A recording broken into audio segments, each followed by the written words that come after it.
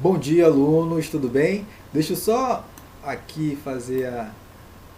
Opa, peraí, aumentar aqui, ok, beleza. Gente, bom dia para vocês. Essa sexta-feira maravilhosa, sexta-feira de redação, né? Nosso primeiro encontro de redação, né? Bem-vindo aos novatos e também quem já estava na nossa instituição também, bem-vindo novamente. A, a nossa aula de hoje, ela traz aí, gente, uma questão muito importante, né?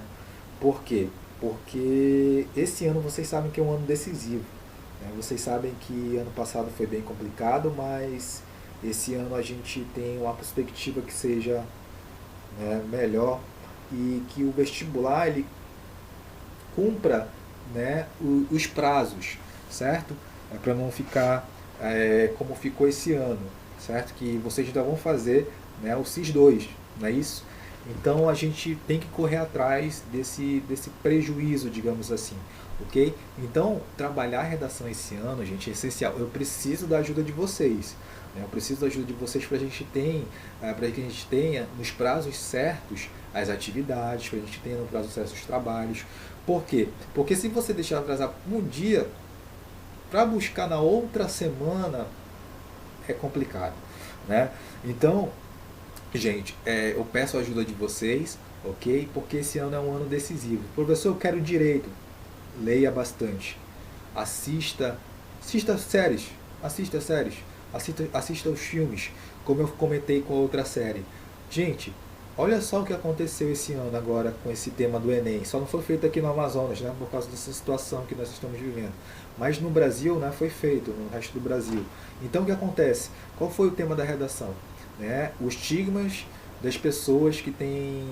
Os estigmas que as pessoas é, sofrem, né, com as doenças mentais, pessoas que têm doenças mentais, não é isso? Mais ou menos isso daí. Então, qual é o filme que você assistiu em 2020 que fala sobre doenças mentais, sobre essa questão do estigma que é feito socialmente, né, da questão da pessoa sofrer, digamos, de um certo bullying, um certo deboche, constrangimento por ter uma doença mental? Coringa, né? Você, na hora que estava assistindo, você imaginou, poxa, eu posso utilizar esse filme para a redação do Enem? Não imaginou, né? Então é isso que eu falo para vocês. Trabalhem essa questão mais crítica. Eu estou assistindo o filme, mas poxa, aquele filme fala sobre saúde, sobre uma questão de saúde do governo, como ele consegue gerir ou como ele não consegue gerir a saúde, né? Aquele filme fala sobre as doenças mentais, como as pessoas que têm doenças mentais sobrevivem na sociedade, então como elas convivem dentro da sociedade, né? Então tem várias temáticas que você deve olhar criticamente, principalmente vocês terceiro ano, né? Já que vocês estão nesse mundo das séries e filmes, tragam para vocês criticidade, né? Não só assistir por assistir, só para passar o tempo, mas poxa, eu posso ali utilizar aquilo, se o professor passar um tema parecido com esse, eu posso utilizar isso, certo? Então, gente, isso que vai trazer para a gente um conhecimento maior, uma produção maior, um repertório maior. Leiam, gente, Durkheim, os sociólogos, os filósofos, Marx, Weber, ah, todo Schopenhauer, porque vai ser preciso. Esse ano não é algo que vai ser opcional, é essencial para você. É o último ano, né? É a chance de ouro para você fazer, para você fechar ali seu ensino médio, fazer uma redação boa no CIS, fazer uma redação boa no Enem, fazer um PSC, apesar do PSC atrasar um pouquinho, mas com certeza vai se ajustar esse ano. Então, eu peço a colaboração de vocês, tá ok? Então, é isso. Hoje nós vamos trabalhar a questão, aqui deixa eu diminuir aqui, a questão da estrutura do texto dissertativo argumentativo. Relembrar, né? Já temos 2 meses aí praticamente que não trabalhamos isso, certo?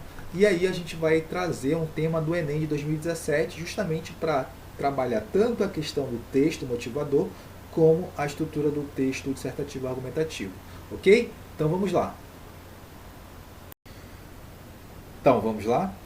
Essas instruções para a redação, gente, para quem já está comigo no segundo e terceiro ano, já conhecem essas instruções porque eu as coloco nas avaliações, né, constantemente.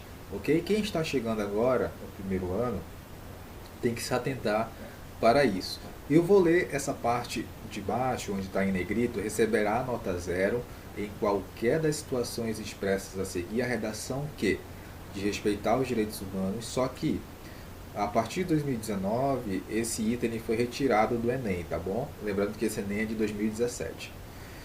Tiver até 7 linhas escritas, sendo considerado texto suficiente, fugir ao tema ou que não atender ao tipo dissertativo argumentativo, apresentar parte do texto deliberadamente desconecta do tema proposto, ou seja, fazer algo totalmente avulso, né? Fora do tema. Então, aí você é eliminado. Então, tem que tomar muito cuidado com isso também na nossa avaliação. E aí nós temos os textos motivadores. Professor, qual é o tema? Calma, a gente vai lendo e vai discutindo à medida que formos avançando. Artigo 27 da Lei 13.146. A educação constitui direito da pessoa com deficiência, assegurado o sistema educacional inclusivo em todos os níveis e aprendizado ao longo da vida, ao longo de toda a vida, de forma a alcançar o máximo desenvolvimento possível de seus talentos e habilidades físicas, sensoriais, intelectuais e sociais, segundo suas características, interesses e necessidades de aprendizagem. Parágrafo único. É dever do Estado, da família, da comunidade escolar e da sociedade assegurar a educação de qualidade à pessoa com deficiência, colocando-a a salvo de toda forma de violência, negligência e discriminação. Artigo 28. Incumbe ao poder público assegurar, criar, desenvolver, implementar, incentivar, acompanhar e avaliar. Inciso 4. Oferta de educação bilíngue em Libras como primeira língua e na modalidade escrita da língua portuguesa como segunda língua, em escolas e classes bilíngues e em escolas inclusivas. Aí o próximo inciso, que ele destacou porque é mais importante do que os outros e para fechar o texto também tem que prestar muita atenção nisso. É o inciso 12. Oferta de ensino da Libras, do sistema Braille e de uso de recursos de tecnologia assistiva de forma a ampliar habilidades funcionais dos estudantes, promovendo sua autonomia e participação. Então vocês estão vendo que ele começou falando da pessoa com deficiência, que o sistema educacional, né, inclusivo em todos os níveis deve ser garantido. Né? E depois ele foi especificando ali para uma questão mais educação bilíngue, ou seja, de Libras, né? E também para a questão ali, né, do sistema Braille e tudo mais. Então vocês estão vendo que já está o texto, ele começa de forma generalizada falando das pessoas com deficiências, mas ele vai delimitando para os surdos, ok? Mas não deixa de abordar de maneira geral, né, a questão das pessoas com deficiência, né, o direito à educação. Texto 2. Matrículas de surdos na educação básica, educação especial. Então vocês vão ver que aqui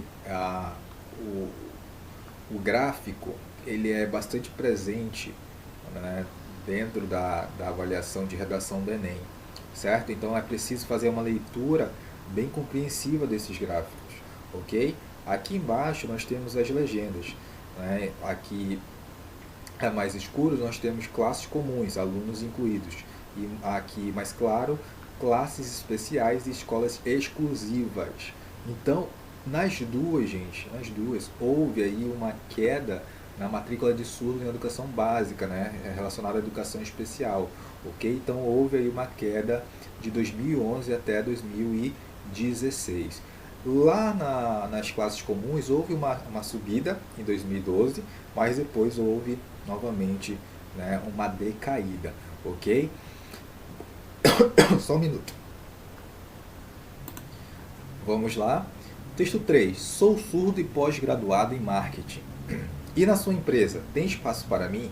Trabalho não tolera preconceito, valorize as diferenças. Aí uma propaganda, né, mostrando aí toda uma questão publicitária em volta do tema. Texto 4. No Brasil, os surdos só começaram a ter acesso à educação durante o Império, no governo de Dom Pedro II, que criou a primeira escola de educação de meninos surdos em 26 de setembro de 1857, na antiga capital do país, Rio de Janeiro. Hoje, no lugar da escola, funciona o Instituto Nacional de Educação de Surdos, INES. Por isso, a data foi escolhida como o Dia do Surdo. Contudo, foi somente em 2002, por meio da sanção da Lei número 10.436, que a língua brasileira de sinais libras foi reconhecida como segunda língua oficial no país. A legislação determinou também que devem ser garantidas, por parte do poder público em geral e empresas concessionárias de serviços públicos, formas institucionalizadas de apoiar o uso e difusão da Libras como meio de comunicação objetiva. Então, esse texto 4 ele já aprofundou bem mais. O texto 3 também, o texto 2 também. Beleza? Então, qual é a proposta? A proposta é, a partir da leitura dos textos motivadores e com base nos conhecimentos construídos ao longo de sua formação, redija texto dissertativo argumentativo em modalidade de escrita formal da língua portuguesa, sobre o tema Desafios para a Formação Educacional de Surdos no Brasil. Bom, então a partir disso, o pessoal já do segundo e terceiro ano já conhece essa estrutura, mas seria bom copiar no caderno, porque eu trouxe novas nomenclaturas, né, e atualizações, beleza? Então é o seguinte, pessoal, primeiro, segundo, terceiro ano, né? Olha só o que vai acontecer. Aqui nós temos, gente,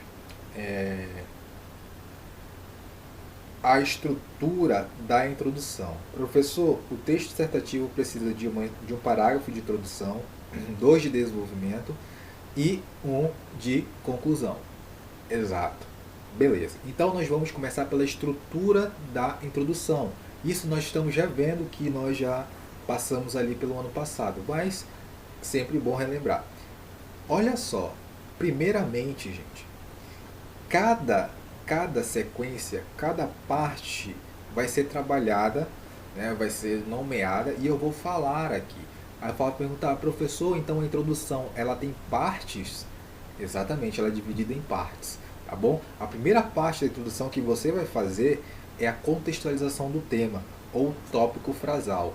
Olha só, só que presta bem atenção como essa aluna fez, certo?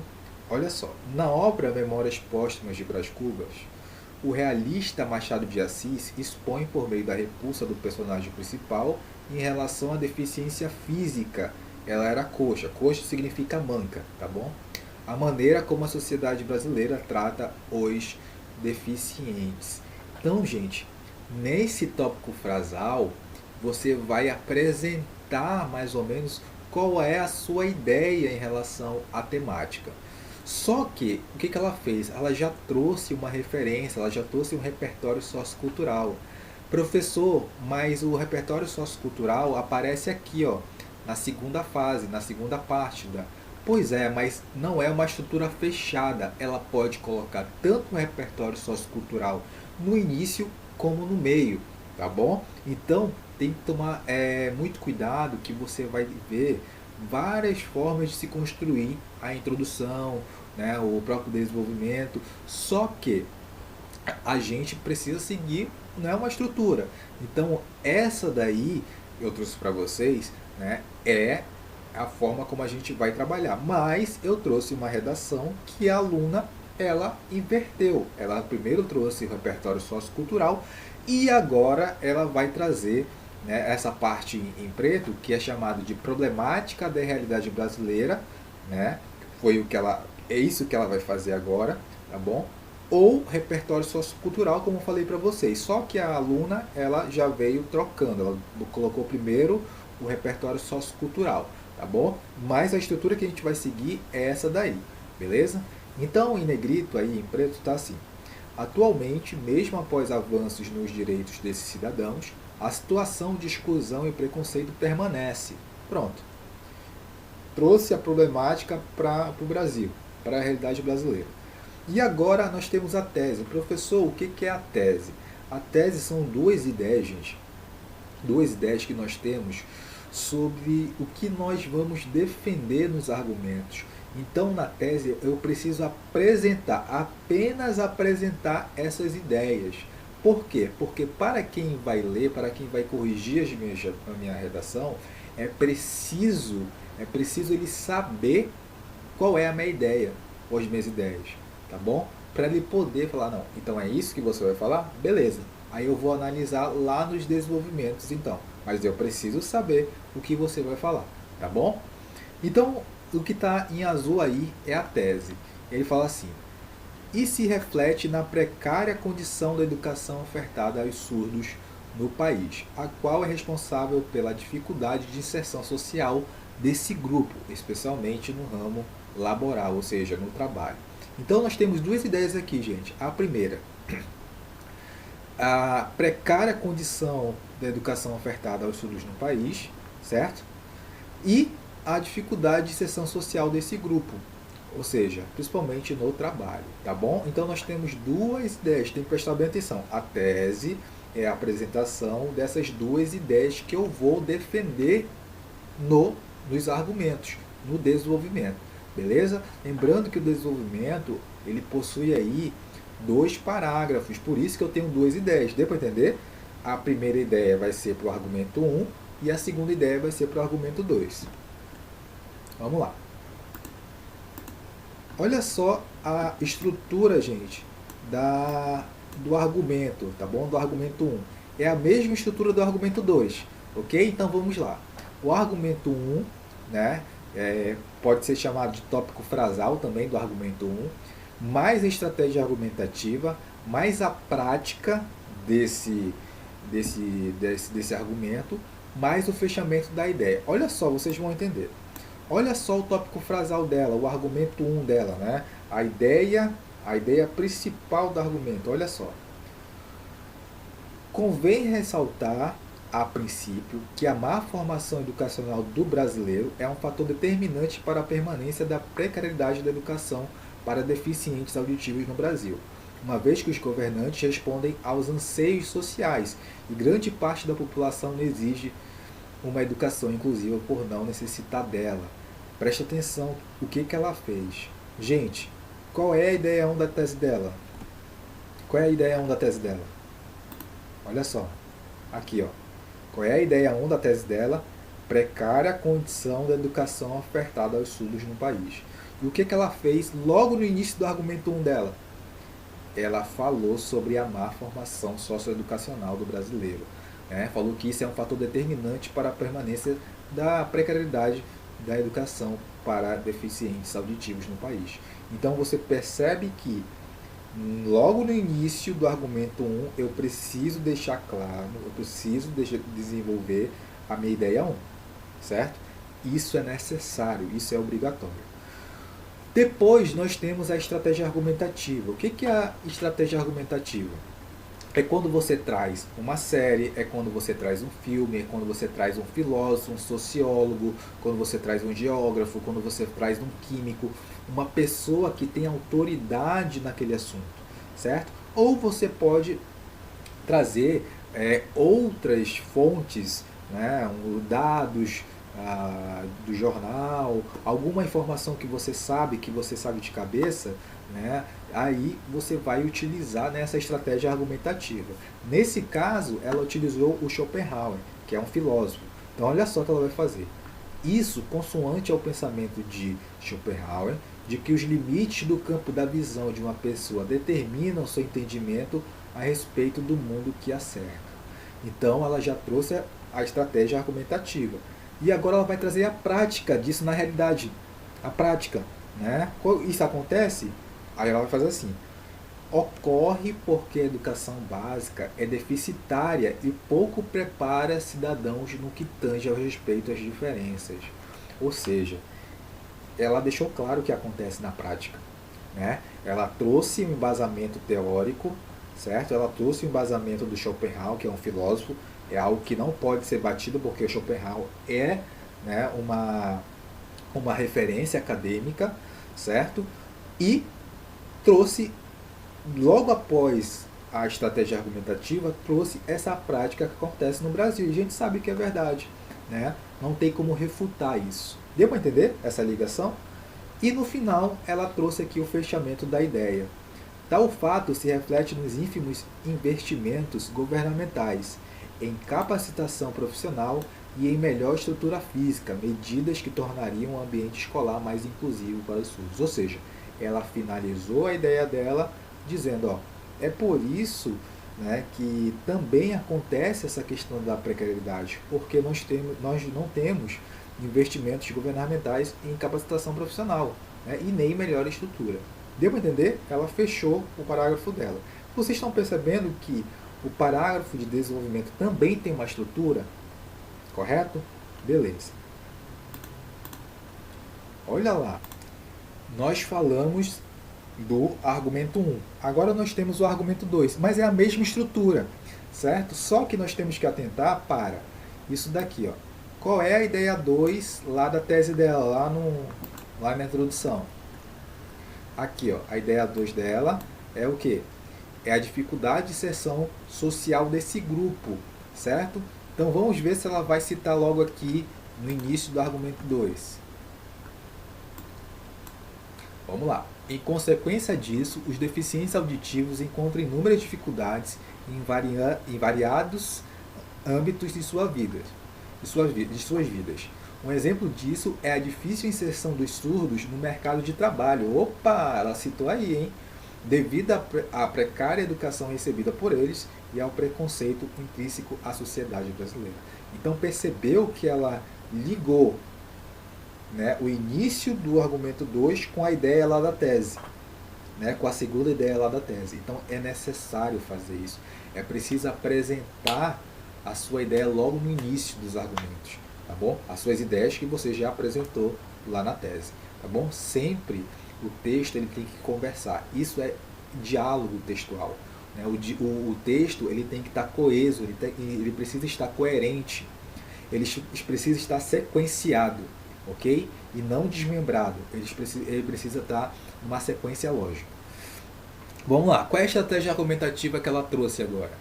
Olha só. Essa conjuntura, de acordo com as ideias do contratualista John Locke, olha só, trouxe ali, né, o rapaz, o responsável por desenvolver ali a questão, né, do contrato social e tudo mais, né? Então vamos lá. Essa conjuntura, de acordo com as ideias do contratualista John Locke, configura-se uma violação do contrato social.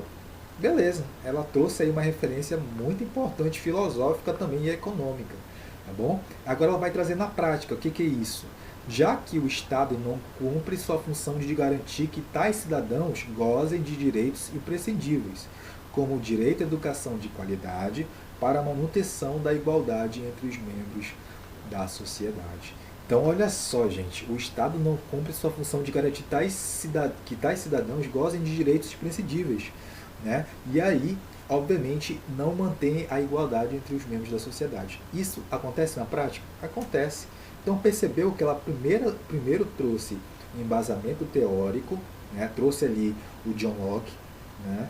Para justamente trazer a prática logo após essa menção, beleza? Essa estratégia argumentativa. E aqui mais abaixo, deixa eu só tirar aqui a tela, beleza. Ela trouxe o fechamento da ideia, né? O que expõe os surdos a uma condição ainda maior de exclusão e de respeito. Pronto, finalizou o parágrafo, beleza? Vamos aqui, gente, para a conclusão. Esse é o parágrafo de conclusão. Você pode colocar aí, tá? Já passamos pela introdução, desenvolvimento, né? Argumento 1, argumento 2. E agora a conclusão, a estrutura da conclusão. Então é o seguinte, gente. Primeiramente, você vai fazer uma retomada sucinta da ideia geral do texto, ok? E depois você tem a proposta de intervenção. Aí como assim, professor, a proposta de intervenção? É o seguinte, você vai fazer, você precisa seguir esses passos.